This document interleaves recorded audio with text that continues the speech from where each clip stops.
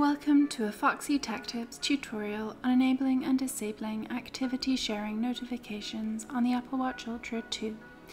If you find this tutorial helpful, please consider subscribing to my channel and liking the video. With this setting enabled, your watch will notify you when someone who shares activity with you closes all 3 rings, finishes a workout, or earns an award. Tap the digital crown to open the app menu. Then tap the Settings cog to open Settings. Scroll down the Settings and tap Activity.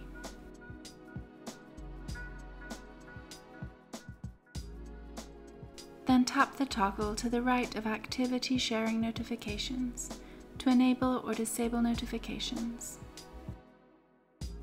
When the toggle is green, notifications are enabled, and when grey, they are switched off.